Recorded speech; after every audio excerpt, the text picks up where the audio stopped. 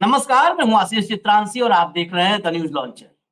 Mid day मुद्दा with Ashok Wankhede. लेकिन कार्यक्रम शुरू करने से पहले आज विजयादशमी है। विजयादशमी की आप सभी को ढेर सारी अनंत शुभकामनाएं।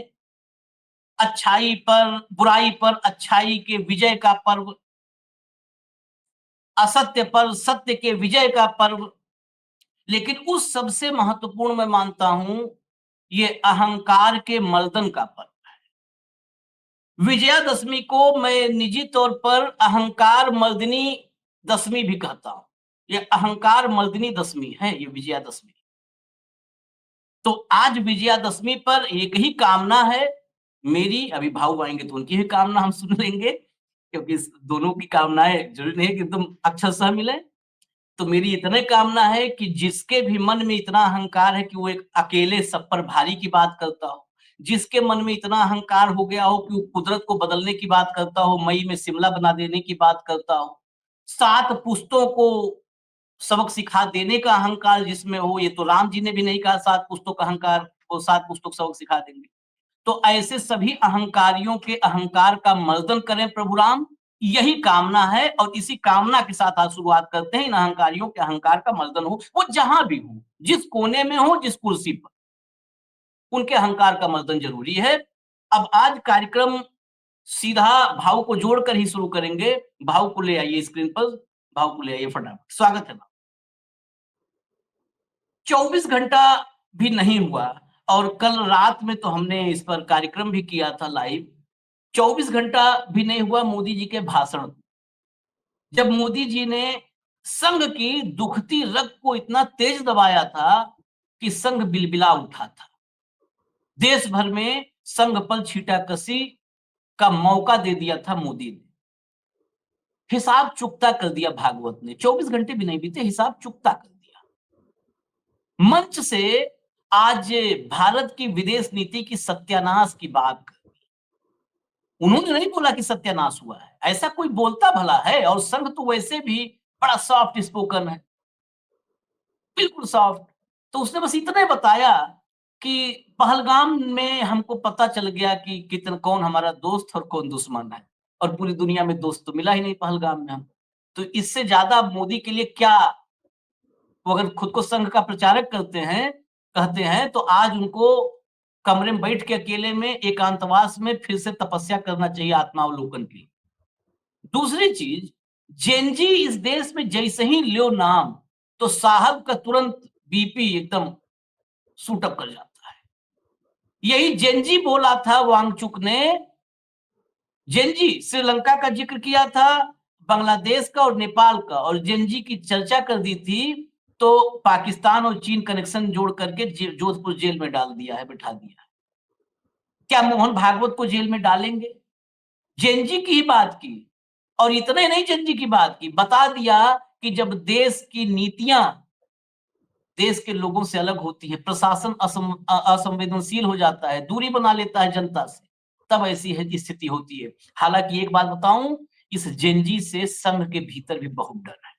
ये भी है, सिर्फ भागवत में इतने नहीं किया है, संघ के भीतर भी बहुत डर है। क्योंकि ये वो ब्रिगेड ही है, इकोसिस्टम ऐसा है जो क्रांतियों से डरता है, जेनजी से डरता है। क्योंकि आखिर में उन्होंने कहा कहा नहीं नहीं नहीं, लोकतांत्रिक तरीके से ही हासिल किया जा सकता है। उन्होंने कहा है कि हासिल करने की जरूरत है, कहा लेकिन लोकतांत्रिक तरीकों से कर लेना चाहिए, वो मिल जाती है चीजें जो आपको चाहिए। उसके लिए जरूरी नहीं कि हिंसा करो। यही बात तो वांगचुक ने भी कहा था कि हिंसा नहीं करेंगे, हम अहिंसा से अपनी जान दे देंगे, बलिदान दे देंगे अपना, लेकिन हम लक्ष्य अपना हक लेके रहेंगे। खैर, आते हैं जो कहा उन्होंने, उसका बहुत ब्यौरा हो गया। अब सीधे खबर दिखाते हैं और भाव के पास चलते हैं। भैया लाइए खबर, देखिए। Other nations positions after Pahalgam attack showed who India's friend are, Mohan Bhagwat. दूसरे देशों की पोजीशन पहलगाम के बाद जो थी, उसने बता दिया कि कौन भारत का दोस्त है, और कोई नहीं था। नेक्स्ट लाइए, अगला फटाफट लाइए। हाँ, कौन शत्रु और कौन मित्र, पहलगाम की घटना हमें सिखा गई, आरएसएस के कार्यक्रम में बोले भाग। नेक्स्ट आइए, ये देखिए जरा। और जनता के हिसाब से नीतियां नहीं बनती तो जेनजी प्रदर्शनों पर क्या बोले आरएसएस चीफ मोहन भागवत। अब क्या बोले, जरा दो दो लाइन पढ़ देते हैं और आपको सुनवा देते हैं। भागवत ने कहा श्रीलंका में, बाद में बांग्लादेश में, बाद में नेपाल में, हमारे पड़ोसी देशों में हमने इसका अनुभव किया है। अब कभी हो जाता है, प्रशासन जनता के पास नहीं रहता, संवेदनशील नहीं रहता, उनकी जनता की अवस्थाओं को ध्यान में रखकर नीतियाँ नहीं बनती, तो असंतोष रहता है। परंतु असंतोष को इस प्रकार व्यक्त होना किसी के लाभ की बात नहीं है, डर भी है। चलिए आगे। मोहन भागवत ने आगे कहा, यह घटना हमें यह भी सिखा गई कि हम भले ही सबके प्रति मित्र भाव रखें, लेकिन अपनी सुरक्षा को लेकर सजग रहना होगा। इस पूरी घटना के बाद हमने दुनिया के कई देशों का स्टैंड देखा। इस घटना ने हमें यह भी सीख दी कि कौन सा देश हमारा मित्र है और कौन सा देश दुश्मन है। अब थोड़ा भागवत की जुबानी सुन लीजिए आप, ये टेक्स्ट फॉर्मेट है। जरा लाइए भैया, सुनवाइए। पहली क्लिप, 2 क्लिप है छोटी-छोटी, बस फिर चलेंगे चर्चा में। प्राकृतिक उथल पुथल है तो जनजीवन में भी उथल पुथल दिख रही है। श्रीलंका में, बाद में बांग्लादेश में, बाद में नेपाल में, हमारे पड़ोसी देशों में भी हमने इसका अनुभव किया। अब कभी कभी हो जाता है, प्रशासन जनता के पास नहीं रहता, संवेदनशील नहीं रहता, लोकाभिमुख नहीं रहता, उनकी जनता की अवस्थाओं को ध्यान में रखकर नीतियां नहीं बनती, तो असंतोष रहता है। परंतु उस असंतोष को इस प्रकार व्यक्त होना, यह किसी के लाभ की बात नहीं है। अभी अभी प्रमुख अतिथि महोदय ने कहा, 25 नवंबर के भाषण की याद की, उसमें इस प्रकार के जो आंदोलन है जिसमें इतनी सारी हिंसा और विनाश होता है, डॉक्टर अंबेडकर साहब ने उसको ग्रामर ऑफ अनार्की कहा है। प्रजातांत्रिक मार्गों से भी परिवर्तन आता है। बस हटा दी, प्रजातांत्रिक मार्गों से भी परिवर्तन आता है, और बाबा साहब को भी याद करना पड़ गया, डर जब अंदर होता है। अगली क्लिप लाइए। और यह भी वह घटना हमको सिखा गई कि यद्यपि हम सबके प्रति मित्र भाव रखते हैं और रखेंगे, फिर भी अपने सुरक्षा के विषय में हमको अधिकाधिक सजग रहना पड़ेगा, समर्थ बनना पड़ेगा। क्योंकि इस घटना के बाद दुनिया में विभिन्न देशों ने अपनी अपनी जो भूमिका ली, उसमें हमारी ये भी ध्यान में आया कि हमारे मित्र कौन कौन है और कहां तक है। भाऊ, आज विजयादशमी पर तो मान मर्दन करके रख दिया है? एक अकेला सब पर भारी। आज जैसा कि आशीष जी ने कहा कि आज सर्वप्रथम विजयादशमी की सभी को शुभकामनाएं। सही कहा, आज का सबसे बड़ा जो शत्रु है वो अहंकार है। यदि अहंकार समाप्त हो जाए तो ये देश फिर से सोने की चिड़िया बन सकता है। दूसरी बात, आज महात्मा गांधी का जयंती है। महात्मा गांधी की जयंती पे उस संत को हमेशा याद करेंगे तो अहंकार का दमन वैसा ही होगा। दो बड़ी तिथियां, दो बड़े आयोजन। लेकिन अब आते हैं संघ के इस बात पर। ताज्जुब लगा मुझे, यदि संघ ये सोचता है तो फिर भाजपा अलग क्यों सोचती है। सबसे पहले हम आते हैं विदेश नीति वाली बात पर। झंझी पे तो बहुत सारी बातें करनी है। विदेश नीति के बात पर, क्या यह संकट पहली बार आया भारत के साथ? संकट कौन सा? पहलगाम वाला बोल रहा हूं मैं। क्या इसके पहले भारत का युद्ध नहीं हुआ? क्या लाल बहादुर शास्त्री के समय युद्ध नहीं लड़ा गया? क्या बांग्लादेश के जन्म के समय पाकिस्तान के जब दो टुकड़े किए तो तब युद्ध की स्थिति नहीं आई? तब क्यों विश्व के बहुत सारे देश हमारे साथ थे? क्यों उस समय पाकिस्तान अमेरिका के साथ अलग थलग पड़ गया था? कहीं ना कहीं गलती तो नेतृत्व की है। यदि ये पहली बार भारत के साथ होता तब मानते कि पहले हमें मालूम ही नहीं था कैसा होना है। लेकिन वो पूरा विदेश नीति में यू टर्न किसने करवाया? एक रशिया जो हमारा ओरिजिनल दोस्त था, उससे दूरी बनाकर अमेरिका के गोद में बैठने का प्रयास किसने किया? और उसके बाद क्या पाया हमने? हमने एक भूखे भेड़िए के सामने हमारे देश को परोसा। उस भेड़िए का नाम अमेरिका है। आज मोहन भागवत जी कहते कि हमारे सबसे मित्रता संबंध है। नॉन अलाइनमेंट मूवमेंट के हम लीडर थे, अगुवाई कर रहे थे। आज हम वहां कहां हैं? हम ब्रिक्स के साथ एक बहुत बड़ी उम्मीद के साथ जुड़े थे, बड़ा रोल मिला था ब्रिक्स में हमें, लेकिन आज उस ब्रिक्स को जब लताड़ा जाता है तो क्या हम ब्रिक्स की बचाव के लिए आगे आते हैं? नहीं। आज हमारे लचर विदेश नीति ने हमारे मित्र गायब करवा दिए। आज मोहन जी को यदि लगता है कि संकट के समय कोई भी देश हमारे साथ नहीं था, उन्होंने ये कहा कि कौन मित्र कौन शत्रु, ये हमको समझ में आ गया। कौन मित्र था? भागवत जी के पास नाम नहीं है लेने के लिए। क्या चीन मित्र हो सकता है? क्या रशिया मित्र हो सकता है जो अमेरिका पाकिस्तान के साथ है? क्या पाकिस्तान हमारा मित्र हो सकता है जो हमारे खिलाफ जिसने आतंकी हमले करवाए?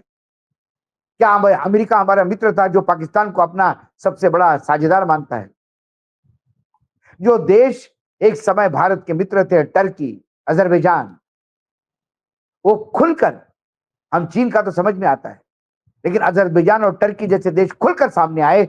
यूएई जैसे, सऊदी जैसे देशों ने पाकिस्तान के साथ सामरिक एग्रीमेंट किए, अनुबंधन किए। कहां हैं हम? क्योंकि उन्हें पूरे विश्व के देशों को एक समझ में आ गया कि एक ऐसा अहंकारी राजनेता भारत पे राज कर रहा है, उसको बुलाओ, उसको एक सर्वोच्च सम्मान दे दो, ताली बजवाओ, थाली बजवाओ, पूरा भारत नाचने लगता है और फिर पाकिस्तान के साथ एग्रीमेंट करो। विदेश नीति वो नहीं होती कि प्रधानमंत्री को आप बड़ा अवार्ड दिलवाएं। विदेश नीति वो होती है जो भारत के उत्पाद को वहां मार्केट दिलवाए। विदेश नीति वो होती है जो वहां का निवेश भारत में आए। विदेश नीति वो होती है संकट के समय वो देश खुल के हमारे सामने आ जाए। ईरान, अरे पाकिस्तान के खिलाफ यूनाइटेड नेशंस में जिसने भारत की तरफ से मोर्चा संभाला हो, उस ईरान को भी आप मित्र नहीं बना पाए। अमेरिका के कहने पे आप इजराइल के गोद में जाने का, बैठने का प्रयास करते हैं। और आप इतना कंफ्यूजन है, कभी आप इजराइल के साथ जाते हैं, कभी आप फिलिस्तीन के साथ जाते हैं, कभी आप ईरान के साथ होने का दावा करते हैं, फिर आप इजराइल के साथ होने का दावा करते हैं। सबको समझ में आ गया कि आपसे बड़ा कंफ्यूज्ड, और विदेश नीति के मामले में सोचा जाए तो दिमाग से पैदल कोई नेतृत्व तो नहीं है। आज ये सोचने की जरूरत नहीं कि कौन हमारा मित्र और कौन। हम आत्मनिर्भर कैसे होंगे? ये ग्लोबल विलेज है। बहुत सारी चीजों के लिए हमें बाहर डिपेंड करना पड़ता है। क्या पेट्रोल पे हम आत्मनिर्भर हो सकते हैं? क्या बल्क ड्रग पे आत्मनिर्भर हो सकते हैं? जो चीजें भारत में नहीं है उसके लिए आत्मनिर्भर कैसे हो सकते हैं? क्या हम रेयर अर्थ के लिए आत्मनिर्भर हो सकते हैं? नहीं हो सकते। टेक्नोलॉजिकली हम आत्मनिर्भर होने का प्रयास कर सकते हैं, हम एग्रीकल्चर में आत्मनिर्भर कर सकते हैं। और जो देश आत्मनिर्भर हुआ, क्या उस आत्मनिर्भरता को इस सरकार ने समर्थन दिया? आज एक समय ऐसा था जब अमेरिका से हम लोहा ले रहे थे तो अमेरिका के दिए हुए अनाज पे हम पल रहे थे। इसके बाद अमेरिका को आंखें दिखाने का उस नेतृत्व में हिम्मत थी। आज हरित क्रांति के बाद ये देश आत्मनिर्भर ही हो गया। देश अपना उत्पाद बाहर बेचने के स्थिति में आ गया। हम विश्व को खाना खिला सकते हैं, स्थिति भारत की आ गई। क्या कर रहे हैं हम? जिसने भारत को एक सेक्टर में आत्मनिर्भर बनाया, क्या उस किसान को आत्मनिर्भर बनाने के बारे में कुछ किया? नहीं किया। आज बिहार में महिलाओं को 10-10 हजार रुपए दिए जा रहे हैं, लेकिन क्या किसानों को दिवाली बन जाएगी? पूरा महाराष्ट्र, जिस महाराष्ट्र में आप है और जिस विदर्भ में आप बैठे हुए हैं, आधा विदर्भ पानी के नीचे है, पूरा मराठवाड़ा पानी के नीचे है। और मराठवाड़ा में कल से जीवन लीला समाप्त करने का सत्र किसानों का शुरू हुआ है। रोज खबरें मिलती है कि आज 4 किसान गए, आज 5 किसानों ने अपनी जीवन लीला समाप्त कर दी। और आप बिहार में मस्त हैं, 10-10 हजार रुपए महिलाओं को घोषित कर रहे हैं। सवाल ये है कि आप आत्मनिर्भरता कहां, किसके भरोसे? जो आत्मनिर्भर है उसको आप डुबा रहे हैं। और बात आत्मनिर्भरता की कहती है, बोलने से नहीं होगा आशीष, बोलने में और करने में बहुत फर्क है। संघ बोलता है, संघ ने कई बार बोला और कई बार संघ के बोलने पर तालियां भी बजाई, हमने बजाई। जब मोहन भागवत जी ने बोला कि मस्जिद में मंदिर मत ढूंढो, हर मस्जिद में मंदिर मत ढूंढो, हमने कहा कि बिल्कुल सही है। उन्होंने कहा कि मथुरा और काशी संघ का एजेंडा नहीं है। अरे बहुत बढ़िया, लेकिन मेरे स्वयंसेवक जा सकते हैं। हाँ। तो ये कौन सी नीति है आपकी? क्या मोहन भागवत के विचार इसके स्वयं सेवकों के विचार से अलग है? तो फिर आपका संगठन 100 साल के बाद अब डिसॉल्व करने का समय आ गया है। संघ किस लिए जाना जाता था? संघ चालक की दी हुई दिशा पे जो चले वो संघ, स्वयं सेवक संघ की संघ चालक के शब्दों के बाहर नहीं। जब संघ का एजेंडा नहीं होता मथुरा और काशी, फिर स्वयं सेवक जा सकते हैं, ये क्यों राइडर लगाया आपने? क्योंकि आप भी चाहते हैं कि मथुरा और काशी हो, सुलगता लेकिन रहे। फिर हाँ, लेकिन वो सुलगता रहे, लेकिन वो हिम्मत नहीं जुटा पा रहे। 100 साल के बाद यदि मोहन भागवत हिम्मत नहीं जुटा पाए तो फिर मैं क्या कहूं? ढुलमुल जो नीति मोहन भागवत जी की रही है, जो उनके वक्तव्य में दिखता है, वही ढुलमुल नीति उनके स्वयंसेवक की रही है, जो अपने आप को स्वयंसेवक समझता है और इस देश में अभी शासन कर रहा है। हमारे मित्र कौन नहीं है से अच्छा, संकट के समय हमने देख लिया कौन मित्र है कौन शत्रु है। इससे बजाय मोहन भागवत जी को कहना चाहिए था कि हमारे मित्र हमारे साथ क्यों नहीं है, इस पे विचार करने की जरूरत है। ये मित्र थे हमारे, 2-2 युद्ध 3-3 युद्ध झेले इस देश ने। कारगिल के समय भी एक छोटा मिनी युद्ध था, लेकिन सारा विश्व हमारे साथ था। अमेरिका ने सैंक्शन पहली बार नहीं लगाया, अटल जी के समय भी लगाए। तब अमेरिकन सैंक्शन के सामने झुकने के बजाय उसका कड़ा मुकाबला करना कुछ नहीं है। आडवाणी जी को जाकर पूछिए कैसा मुकाबला किया, मुरली मनोहर जोशी जी को पूछिए कैसा मुकाबला किया। ये वो टीम थी अटल जी की, जिन्होंने अमेरिका के सामने सैंक्शन लगने के बाद भी इस देश को चलाया। आज आपने कहा कि आत्मनिर्भर की बात करें, मैं वही किसानों की बात करता हूं। क्या हुआ? विदर्भ में सबसे ज्यादा कपास होता है, कपास की खेती विदर्भ में होती है। क्या हुआ? विदर्भ के किसानों को आपने भगवान भरोसे छोड़ दिया। अमेरिका का कपास आयात करने के लिए 0%, 11% का ड्यूटी निकाल के 0 कर दिया। सोयाबीन वालों को मार दिया तेल आयात करके। अब मक्का भी आएगा, देख लीजिए आप और हम यही हैं। हाँ। और मक्के का तेल आएगा तो मेरे यहाँ तिलहन वाले भी मारे जाएंगे। तो जब आप शय इस देश के आत्मनिर्भर अनाज के मामले में जिसने बनाया, जब उसकी हत्या करने के लिए आपकी सरकार काम कर रही है, तो आप किस बात की आत्मनिर्भरता की बात कर रहे हैं मोहन जी? आप सरकार को समझाइए, हमको मत समझाइए। जनता ने तो आत्मनिर्भर कर लिया अपने आप को। कोविड के समय जनता ने पैर पैर चल के हजारों किलोमीटर अपना गांव ढूंढ लिया, वो आत्मनिर्भर बन गए। वो रेलवे की या बसों की या गाड़ियों के मोहताज नहीं रही। बहुत सारा चीजें है बोलने के लिए। तो ये ज्ञान जो है ना, देने के लिए बहुत अच्छा लगता है आशीष जी माइक के सामने। बोलने के बजाय वो कृति में उतारते तो मोहन भागवत आज वंदनीय होते। 100 साल के बाद जेनजी सबसे ज्यादा जनजी पे भी आ रहा हूँ, जनजी पे भी आ रहा हूँ। पहले आत्मनिर्भरता पे करें। मेरे देश का उद्योग आत्मनिर्भर है, लेकिन क्या हुआ? मेरे देश की आत्मनिर्भरता को क्या किया आपने? आज एमएससी भी रो रहा है, आज उद्योग जगत पूरा रो रहा है। उसके बाद आप आ जाइए एक्सपोर्टर्स को। आज एक्सपोर्टर्स को कौन सा साथ मिल रहा है? जिन लोगों ने करोड़ों अब्जों रुपए डॉलर दिए इस देश को, आज वो कारपेट उद्योग आशीष जी आप ही के पूर्वांचल का है। आज लाखों की तादाद में लोग बेरोजगार हैं। प्रधानमंत्री के अपने राज्य में सूरत में डायमंड वाले बेरोजगार हैं। हम देखेंगे, हम करेंगे। उन लोगों के लिए आप क्या कर रहे हैं?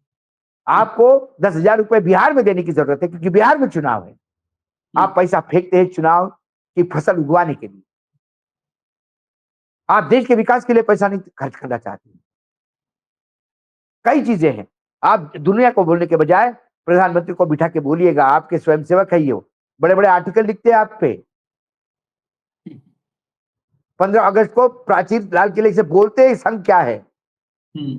यदि वो संघ को महान कहते हैं तो ये समय आया है कि संघ उनको समझाए कि वो संघ की महानता बनाए रखे, संघ के महानता पे कालीमा नहीं लगाए। अब आते हैं जैन जी पे आपके।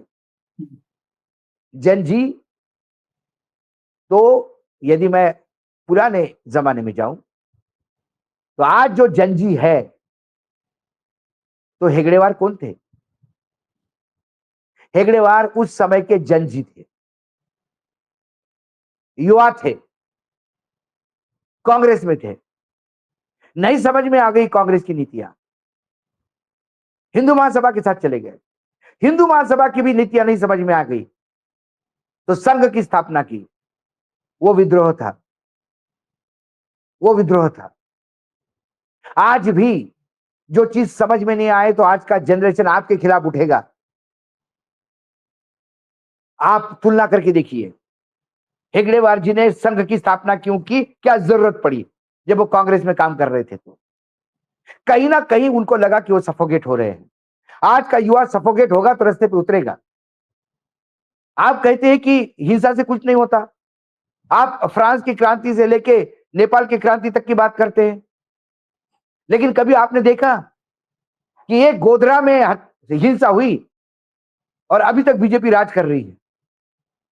तो भाजपा को ये समझ में आ गया कि हिंसा का सहारा लेके ही सत्ता में बैठाया जाता है, तो हिंसा का सहारा ले रहे हैं। आप किस हिसाब से हिंसा को मना कर रहे हैं? आप ही के बच्चों ने प्रूव कर दिया कि हिंसा से सत्ता में रहा जाता है। क्या 7 पुश्ते तक मैं आंदोलन भुलवा दूंगा, ये हिंसात्मक बात नहीं है? ये योगी आदित्यनाथ जो कर रहे हैं वो हिंसा की बात नहीं है? अब जैन जी को उन्होंने जस्टिफाई किया और मुझे अच्छा लगा, कम से कम एक बात में जस्टिफाई किया। जनरेशन को जब उनके अनुसार नीतियां नहीं बनती, आज मैं उस जमाने में, उस दिन जिस दिन आपने कार्यक्रम किया आशीष जी, उस दिन भी मैंने बोला था, जब गृह मंत्रालय ने एक पूरा सर्वे किया कि देश में आंदोलन क्यों होते हैं और उसके कारण जब गिने गए, उन कारणों में बहुत सारे कारण थे, मस्जिद के रंग फेंकने से लेके डीजे बजाने तक, लेकिन जो मुख्य कारण थे उसको हाथ तक नहीं लगाया इन्होंने। मुख्य कारण थे सरकार की वादा खिलाफी, सरकार की लोगों के अनुरूप नीतियां न बनना, इससे असंतोष होता है। अरे महंगाई नहीं हो, सबको रोजगार हो, पेट भरा हो तो मस्जिद के सामने भी डीजे अच्छा लगता है, लेकिन आप बेरोजगार हो, पेट में भूख है, महंगाई है, पहनने को कुछ नहीं है, और अब जब सारा क्रोध होता है ना तो उस क्रोध में वो डीजे भी बुरा लगने लगता है। जब आदमी के दांत में बहुत ज्यादा दर्द हो और डेंटिस्ट ने सुबह का अपॉइंटमेंट दिया हो तो शाम को लता मंगेशकर का गाना भी बेसुरा लगता है। आशीष बोलता है बंद कर रेडियो। और जब आदमी बिल्कुल बहुत बेहतरीन कंडीशन में होता है, खाना वाना खा के, एक बेसुरा भी गाता है तो बोलते यार ट्राई तो कर रहा था, गाने तो एक बार उसको। ये ह्यूमन साइकी है, ह्यूमन नेचर है। आज मोहन भागवत जी बहुत अच्छा भाषण दे रहे हैं क्योंकि सत्ता उनके पास, सब दूर सत्ता है। जब सत्ता नहीं थी तो फिर हिंसा का साथ किसने लिया था? इन्हीं लोगों ने लिया था। जैन जी ने क्या किया? जैन जी का कौन है हमारे यहाँ? जैन जी के सबसे पहले कहा आंदोलन दिखाई दिया भाई लेह लद्दाख में। क्या कभी इन्होंने सोचा कि लेह लद्दाख जैसे शांत प्रिय जगह पे लोग हिंसक क्यों हो गए? हिंसक किसी के भाषण से नहीं हुए। जो आंदोलन पिछले 1 साल से शांतिपूर्ण तरीके से चल रहा था, जो लोग अनशन कर रहे थे, फिर अनशन समाप्त करके फिर अनशन पे बैठ रहे थे, जिन लोगों ने लेह से लेके दिल्ली तक पदयात्रा की अपनी मांगे सामने रखने के लिए, और वो मांगे कोई आउट ऑफ बॉक्स नहीं थी आशीष, वो मांगे वो थी जो वादे आपने किए थे। वो मांगे भी नहीं थी, वो सिर्फ आपके वादों को, आपके किए हुए वादों के वो आपको याद दिलाना चाहते थे। वो याद दिलाने का अवसर था कि साहब आपने कहा था पूर्ण राज्य का दर्जा देंगे, वो आप करिए प्लीज। यही बोला था ना, आप 6वें अनुसूचित जाति में हम 6वें अनुसूची में लाएंगे हम, और एक विशेष दर्जा होगा, वो दे दीजिए। यही आपने प्रॉमिस किया था चुनाव में। और जब इसके लिए लोग शांतिपूर्ण तरीके से आज मोहन जी बोल रहे कि हिंसा से कुछ नहीं होता, लेकिन मोहन जी ने ये क्यों नहीं कहा कि जब शांतिपूर्ण तरीके से लोग आंदोलन करते तो सरकार क्यों नहीं सुनती? सरकार भी तो बहरी है मोहन जी की। जब तक उन्हें गोलियों की आवाज नहीं सुनाई देती तब तक वो जाग नहीं जाते। जब क्यों हिंसा पे मोदी भी लोग यही उतरे? गोली चलाते हैं, गोली किसी का आवाज किसी थोड़ा यही गोली चलाए। दूसरा, हाँ मैं वही तो कह रहा हूं आपको, सरकारी एजेंसियां ने गोली चलाई। हाँ। अब मेरी बात सुनिए, वो लोग क्यों हिंसक हो गए? जब 15 दिन से चल रहे अनशन में 2 बुजुर्ग सीरियस हो गए, उनको हॉस्पिटल में एडमिट करना पड़ा, तब युवकों को लगा कि यार ये जो हमको कह रहे हैं चुप रहो शांत रहो, ये तो मर जाएंगे। 15 के 15 लोग जितने भी अनशन पे बैठे हैं, सरकार की कोई फर्क नहीं पड़ता। यदि आंदोलनकारी मरने के बाद भी सरकार को कोई नहीं फर्क पड़ता तो फिर लोग हिंसक हो जाते हैं। ये प्रॉब्लम है। किसान 700 किसान शहीद हुए और आपके प्रधानमंत्री कहते मेरे लिए मरे क्या? क्या तब मोहन भागवत जी ने यह नहीं सोचा कि 1 साल से किसान आंदोलित है, अब कितना प्रजातांत्रिक तरीके से आंदोलन किया जाएगा? और किस प्रजातंत्र की बात आप करते हैं? वो प्रजातंत्र जो चुनाव में हाईजैक किया जाता है, जो प्रजातंत्र जो ईडी सीबीआई इनकम टैक्स के डर के साए में आप जिंदा रखने का प्रयास करते हैं, वो प्रजातंत्र जहां मत चोरी से सरकारें बनती हैं, वो प्रजातंत्र जहां चुनाव करवाने वाले चुनाव आयोग सरकार के गोद में बैठे जाते हैं। किस तरीके से ट्रांसपेरेंसी की बात करते हैं लोकतंत्र में आप? चुनाव आयोग का आयुक्त जब नियुक्ति की एक कार्यक्रम दे दिया था सर्वोच्च न्यायालय के संविधान पीठ ने, क्यों बदला सरकार ने? किस लिए बदला सरकार ने? क्या बैर है उनका सर्वोच्च न्यायालय के मुख्य न्यायाधीश से? सर्वोच्च न्यायालय के मुख्य न्यायाधीश, विपक्ष के नेता और सदन के नेता तीनों मिलकर यदि लगाते तो उसमें एक पारदर्शिता आती। क्यों प्रधानमंत्री ने अपने ही मंत्रिमंडल के एक सहयोगी सदस्य को साथ में रखा? यानी 2 सरकारी आदमी, 2 लोग सत्ता वाले, 1 विपक्ष वाला, और आप सोचते हो इसमें ट्रांसपेरेंसी होगी? आपने अपना रबर स्टैम्प, आपने जिसको चाहे उसको बनाया, जिसकी औकात नहीं उसको बनाया, जिसको समझ में नहीं आता उसको बनाया। और उसके बाद क्या हुआ? मणिपुर कितने साल तक जलता रहा? मणिपुर की राज्यपाल आंसुओं से रोती रही। बस आप मोहन भागवत जी ने एक बार अपना दायित्व पूरा कर दिया ये बोल के कि मणिपुर में जो हो रहा है ठीक नहीं हो रहा है। बस इतना सा दायित्व है आपका, इससे आगे दायित्व नहीं आपका। अब मणिपुर में आप कहोगे कि फिर बाद में मुख्यमंत्री राष्ट्रपति शासन लागू हुआ, कब हुआ? अमेरिका के डर से हुआ। जब प्रधानमंत्री अमेरिका के दौरे पे जा रहे थे तो उन्हें लगा वहां सवाल पूछे जाएंगे, ह्यूमन राइट्स वाले पूछेंगे, वहां के प्रेसिडेंट पूछेंगे। तो हमारे यहाँ हमारे लोगों का डर नहीं है, लोग मरने का दुख नहीं है। एक राज्य 1 साल तक जलता रहा उसका दुख नहीं था, डर था अमेरिका के राष्ट्रपति का। तो ये देश अमेरिका का बंधुआ मजदूर है जो अमेरिका के राष्ट्रपति से डर के यहां नीतियां तय होगी। अमेरिका तय करेगा हम किससे तेल ले, अमेरिका तय करेगा हम किसका माल हमारे यहां बेचे, या अमेरिका तय करेगा? खुल के बोल देना चाहिए था। लेकिन आपने सब्जेक्ट को टच किया। कम से कम संघ ने यह बोल दिया कि जनरेशन जेड गलत नहीं है, जनजी ये शब्द गलत नहीं है। जो लोग आंदोलन कर रहे हैं वो इसलिए कर रहे हैं कि प्रशासन लोगों से दूर हटा है। जब प्रशासन अनदेखी करता है लोगों की, और ये और कहीं नहीं, मुझे नेपाल का पता नहीं, मुझे बांग्लादेश का पता नहीं, लेकिन मुझे मेरे लेह लद्दाख का पता है क्योंकि वो मेरा देश का हिस्सा है। वो हम गोलियों से मरने वाले मेरे भाई हैं। एक तो कारगिल में युद्ध में जिन्होंने कई पाकिस्तानियों को मारा वो शहीद हुआ। वो आज मेरी पीड़ा उनके लिए है। क्यों नहीं उनकी बात सुनी गई? 1 साल से वो बात कर रहे थे, सरकार को क्या हो गया था?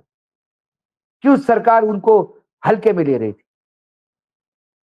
और जब क्रोध हुआ तो आपको क्या लगा? जब वहां हिंसा हुई तो आपने क्या क्या गोलियां चलवाई, अपने ही लोगों को मारा।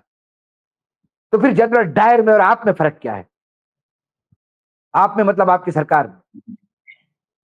जनरल डायर ने भी ऐसी गोलियां चलाई थी और आपने भी सीने पे और माथे पे गोलियां चलाई, ये पोस्टमार्टम की रिपोर्ट बताती है।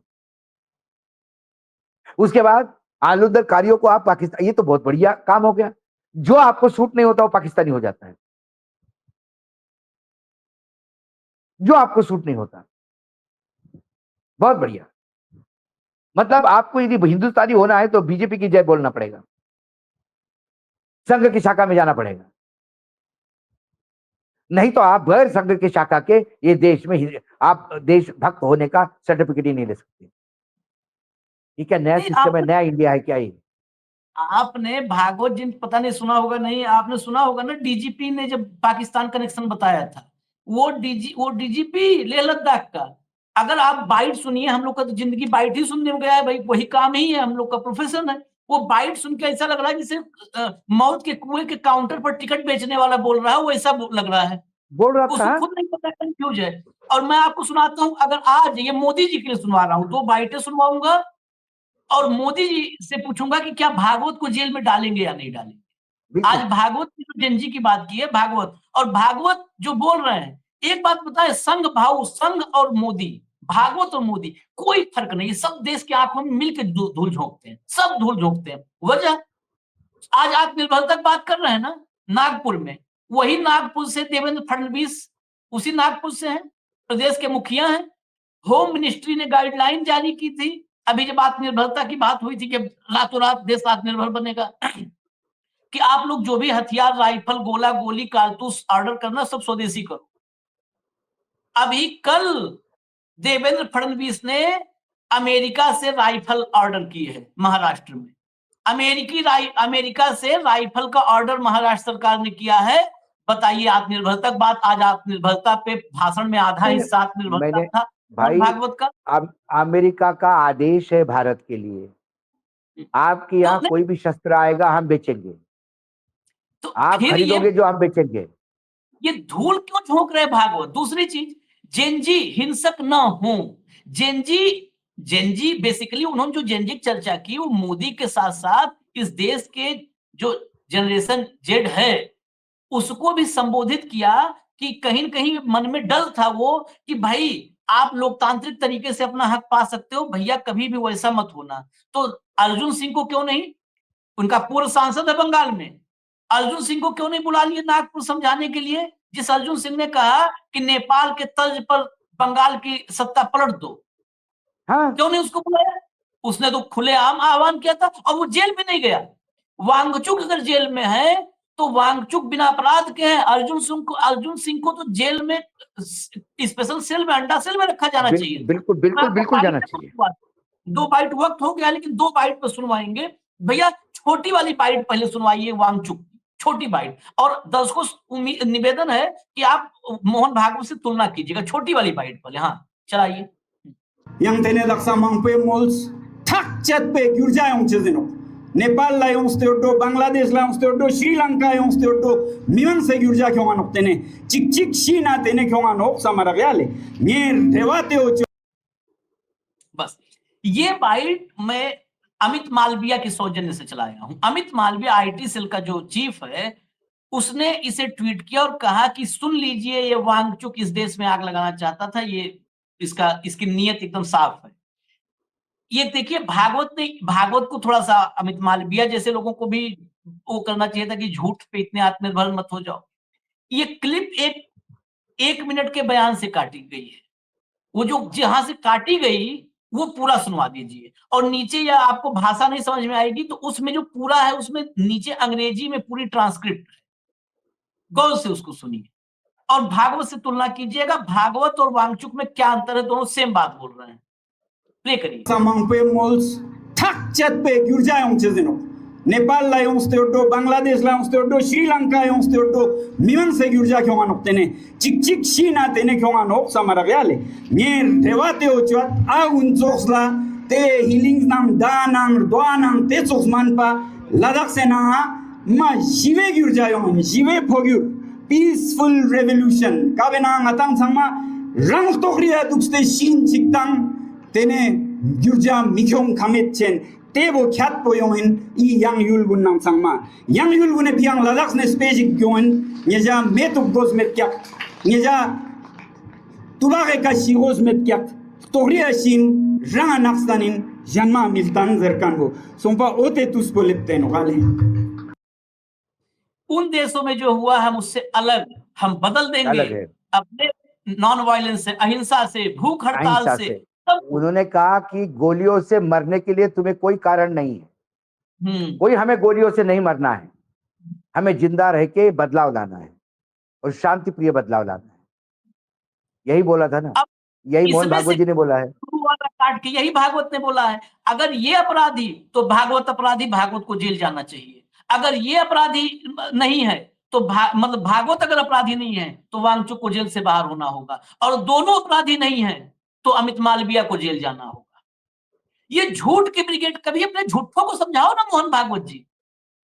ये संघ क्या डॉक्टर केशव बलिराम हेडगेवार ने झूठ फैलाने के लिए बनाया था? अगर बनाया हो तो कोई बात नहीं, स्वागत है, फिर फैलाइए आप। अगर हेडगेवार ने झूठ फैलाने के लिए एक सेना तैयार की 1925 में, और 100 साल में वो संघ, वो स्वयंसेवक इतने मजबूत हो गए हैं कि वो किसी की भी जुबान से एक हिस्सा काट लेते हैं, किसी की कि जुबान से। ये ये झूठ में आत्मनिर्भर हो गए। झूठ में आत्मनिर्भर, वो आत्मनिर्भर तक बात कर रहे थे। और ये भागवत झूठ झूठ में फैलाने में आत्मनिर्भर हो गए। आत्मनिर्भर। झूठ की दुनिया में सबसे बड़ा प्रोडक्शन भारत में है भाऊ। हाँ बिल्कुल बिल्कुल। इंटरनेशनल रिपोर्ट्स में आया है। नहीं, फेक न्यूज में इंटरनेशनल रिपोर्ट बताते हैं। नंबर हमने 1 देखी हम। ना कई। अरे भाई, अभी अभी की फेक रिपोर्ट ने भी भेज देखी हमने कि कैसा राहुल गांधी का म्यांमार के साथ कनेक्शन बना के इंटरनेशनल टूल बताया था, वोट चोरी का मामला। जब प्रधानमंत्री की वेबसाइट ही बांग्लादेश और पाकिस्तान हो गई तो सब चुप हो गए।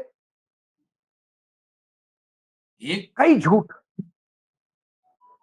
पूरा एयर कंडीशनड दफ्तर बना रखा है। दफ्तर क्या, वो अरे बाबा, फैक्ट्री, कल फैक्ट्री है। प्रधानमंत्री स्वयं इतने बड़े झूठ बोल गए कल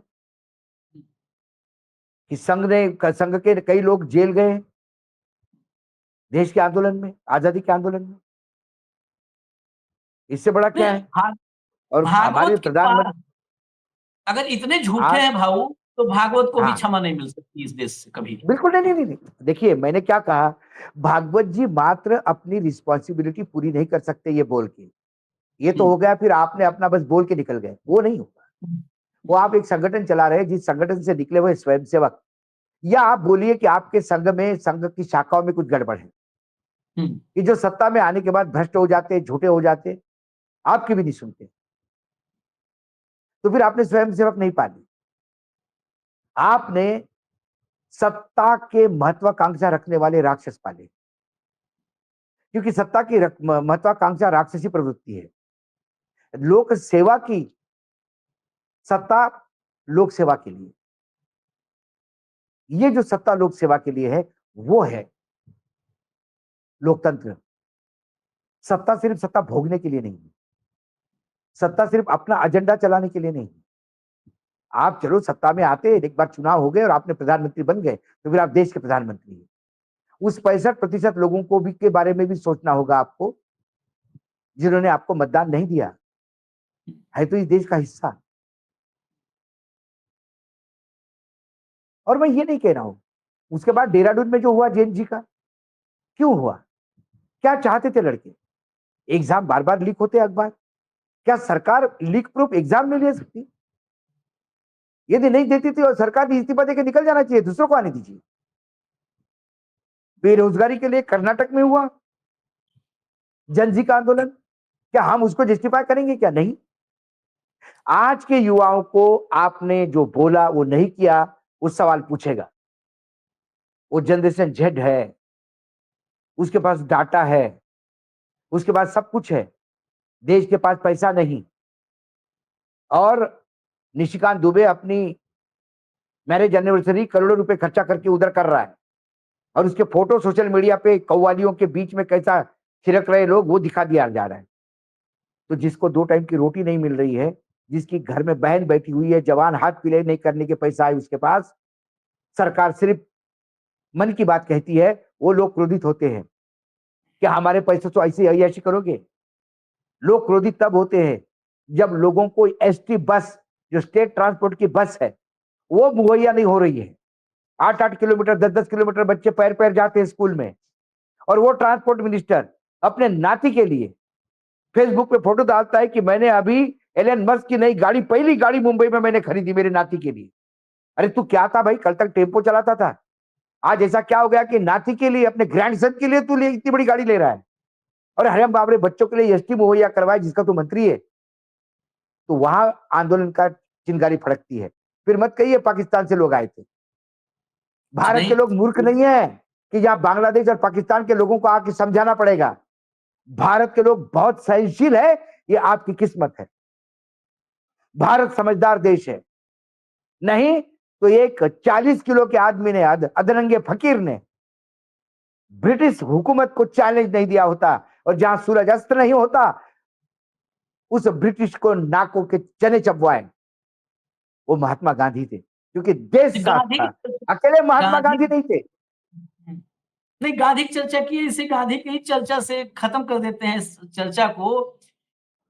गोडसे के वैचारिक जो आका हैं, आज जेनजी के डर से गांधी की अहिंसा की बात कर रहे हैं। बात कर यही रहे हैं। इस देश का असली सच ये है। ये आज ये गांधी इस देश का असली सच ही नहीं है। आज इतनी बात तो समझ में आ गई, 100 साल संघ को हो गए, उसके बाद उनको समझ में आ गई कि महात्मा गांधी है, महात्मा गांधी थे, और महात्मा गांधी रहेंगे।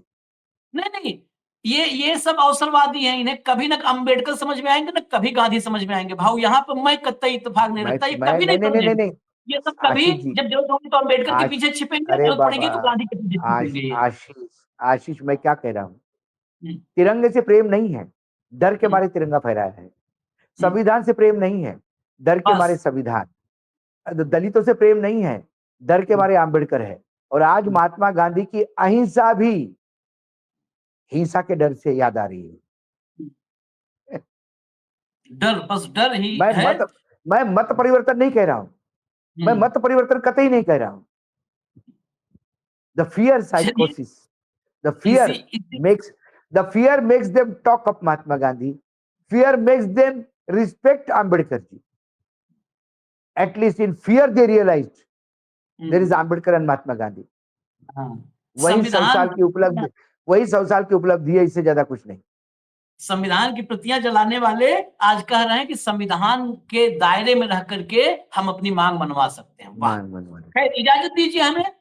अच्छा लगता है आज विजयादशमी पर जब हम ये देख रहे हैं कि अहंकार भीतर होते हुए भी बाहर जुबान लड़खड़ा रही है, और ऐसे ऐसे ही मोदी जी बताते हैं ना, ऐसे ऐसे। हाँ, तो वो, हाँ, तो आज मोदी जी, और मोदी जी को इसी में जब जुबान लड़खड़ाती है, भीतर भय होता है, तो आदमी कहाँ एक दूसरे के ही कपड़े पर अटैक करता है।